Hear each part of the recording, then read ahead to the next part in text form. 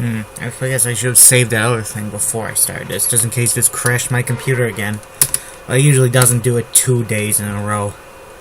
This computer works in mysterious ways, much like the Almighty. Or did served in the Japanese army? Well, who didn't serve in the Japanese army in World War III, honestly? Oh, World War III hasn't happened yet? That shows what you think.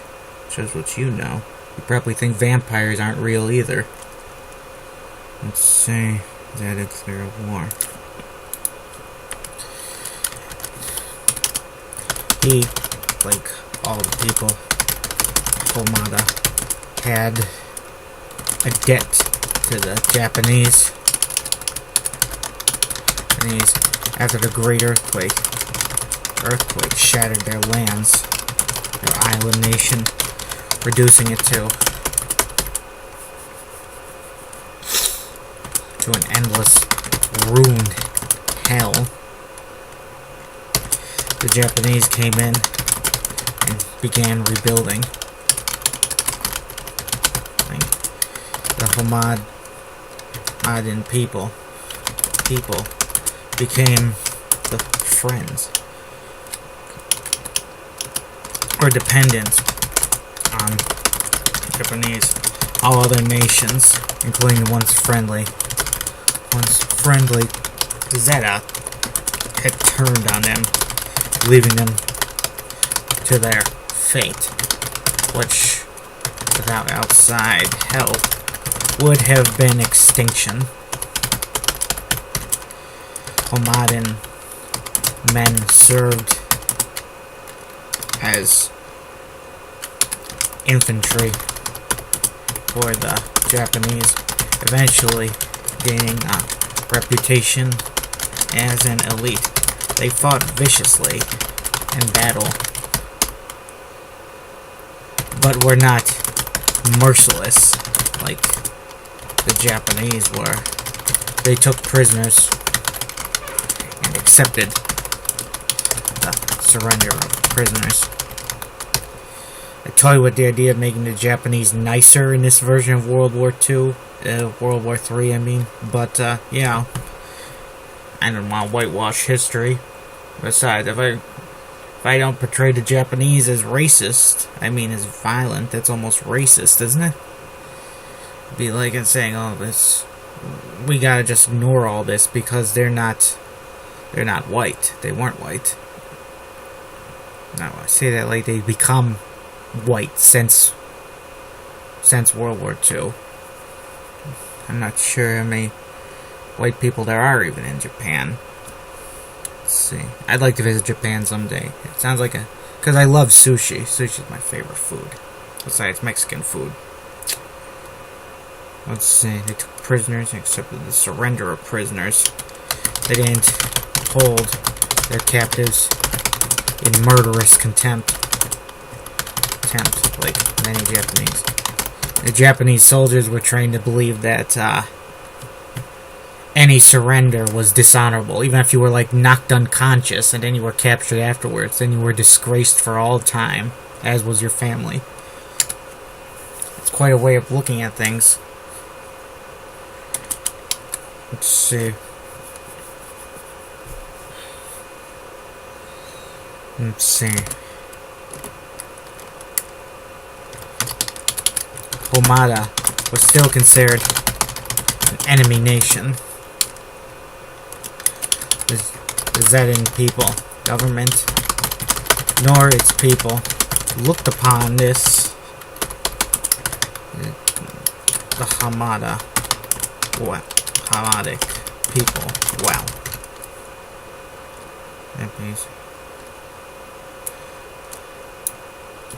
Japanese government and its people looked upon the Homadic with contempt. Let's see. Many of the same officials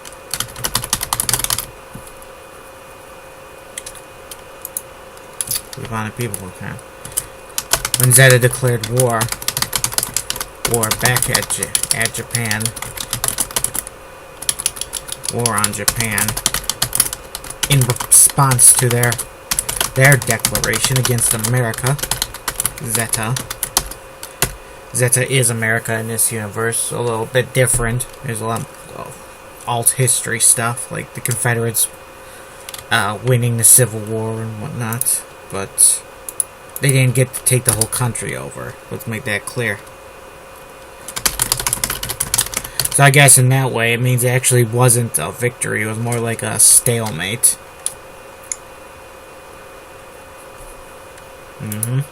Yep, let's see.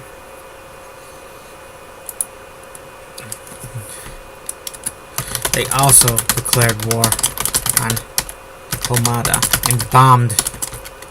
And since the island nation was within range of Zetan airfields, it was the first piece of Japanese territory. Japanese territory in quotation marks because they're not Japan. To be bombed by Zeta. With a lack of air defense systems and half the nation still in ruin, there was nothing that could be done to block these attacks. And 100,000 were killed.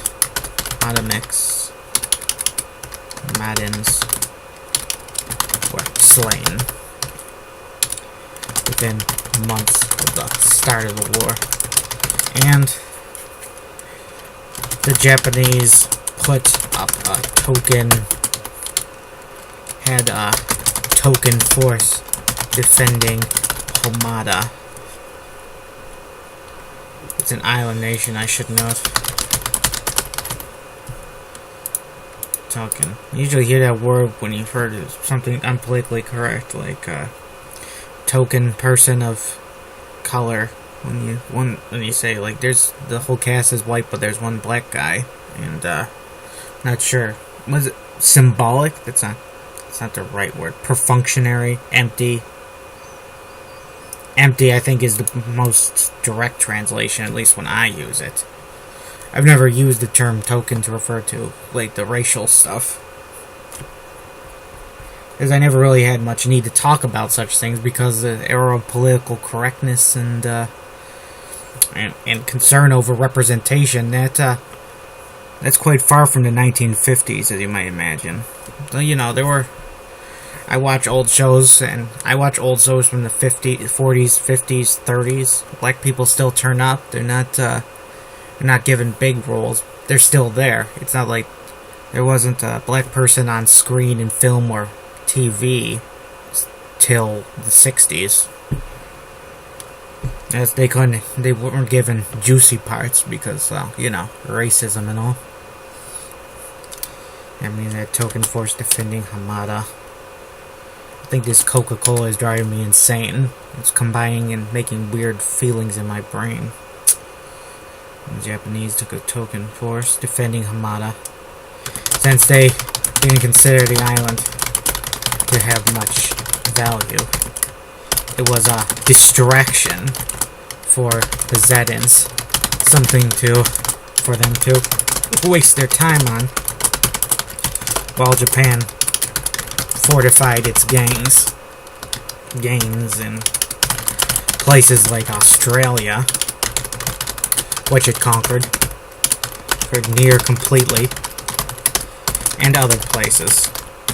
Australia, I don't know. The Japanese wanted to invade Australia, but they said it probably wouldn't have worked out for them. What's there in Australia anyway, besides a bunch of spiders and deserts and koala bears? Not those things that Japanese needed. They needed things like rubber, oil, precious earth minerals,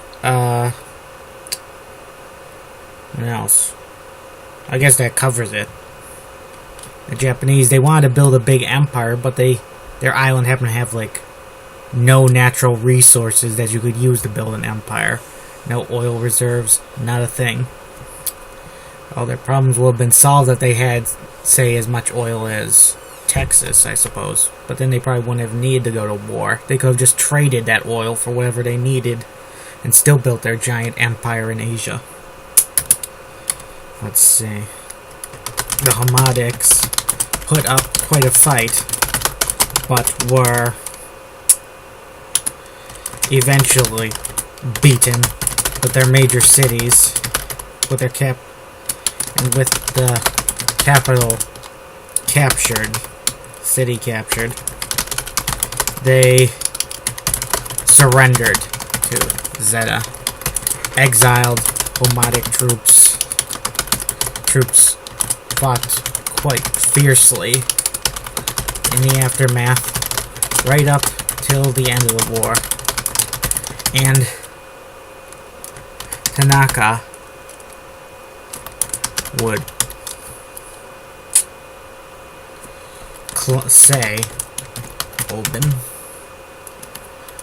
say they continued to fight afterwards. Omada was still occupied over a decade after the war's end by the Zetan army.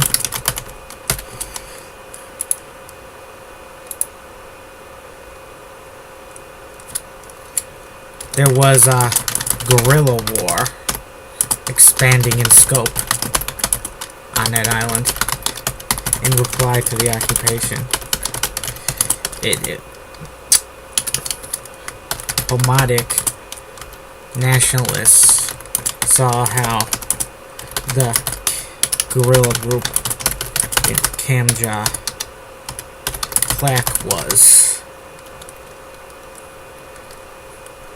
beating a first world power like Selgoria with help from the Zetans. Let's see. Incredibly, it seemed like a properly motivated guerrilla army could fight off a modern conventional force. Tanaka often wondered why he was fighting in the Jade Underground when he could be fighting at home for Omada's people. Of course, Tanaka was a little worried about quitting. After all, the Jade were not known to. After all, Jade could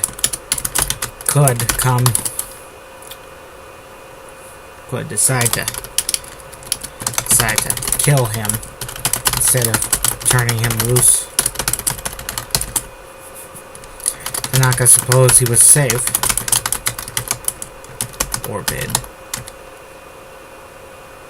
Forbidden.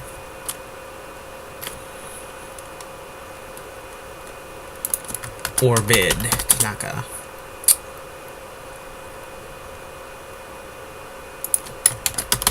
Doesn't hurt to say the first name and last name together a few times. Might stick in the reader's head a bit better.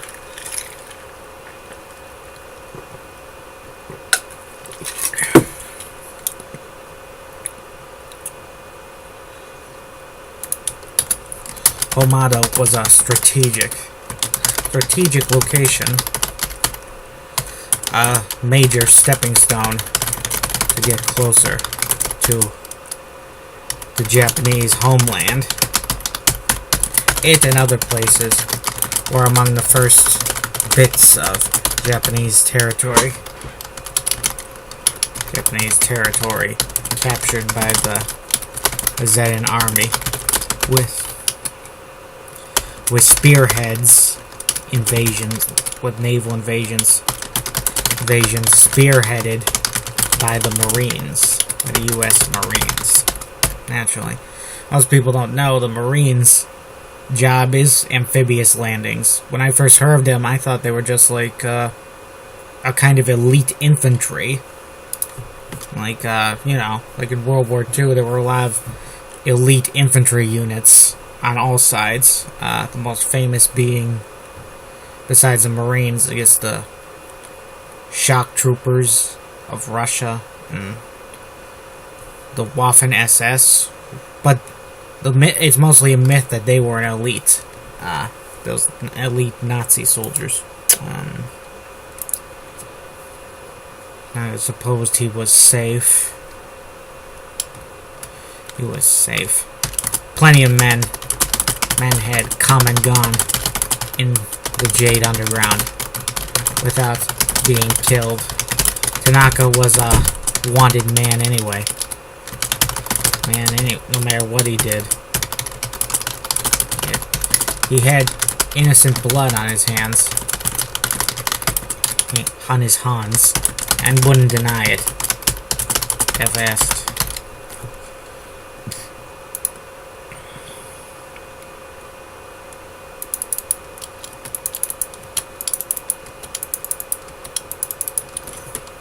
Yeah, conventional army wording. Let's see.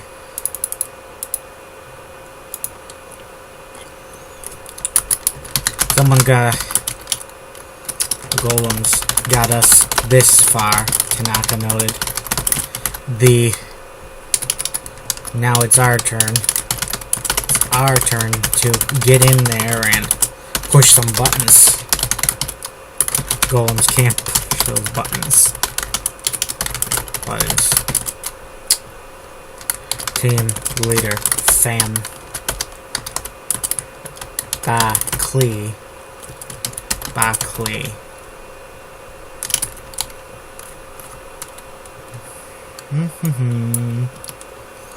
Noted. Thought it was the job of the hacker to push the buttons.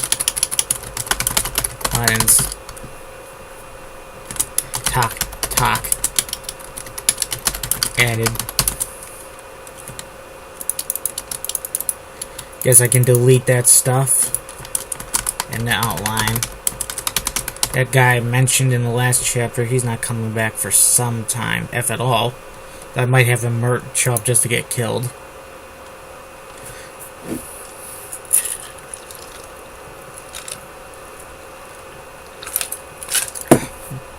Let's see, push buttons. The hacker was probably the most important member of the team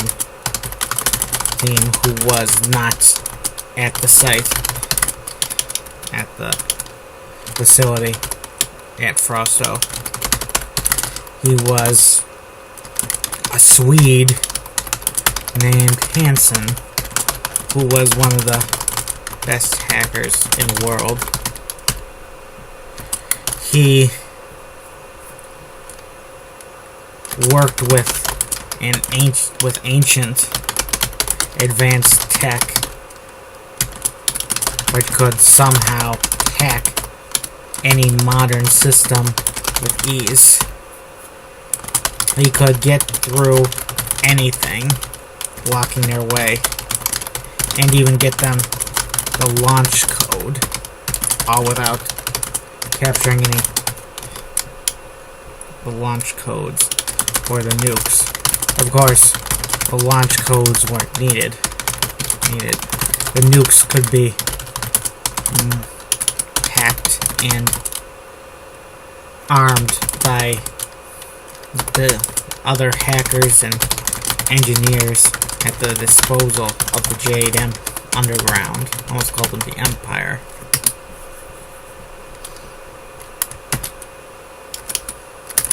Hansen had checked in earlier before they got the okay to move. Got to keep. Got to watch myself after tonight, Hansen said coolly, his rather slithery natural voice. Slithery. Slivery? Slithery.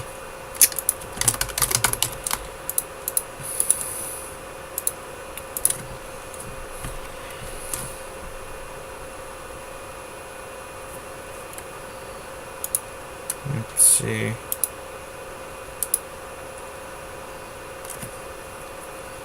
Hanson Net. Mr. Net. Mr. Hanson. Before I go out, I just want to say what a gloomy, gloomy day it looks like outside. Jesus Christ. I wonder what Miami looks like right about now. Imagine writing a novel in Miami. That would be great. Sit out on a cool balcony. All the sun you could ever want. Nah. Anyway, see you later, folks. Bye-bye.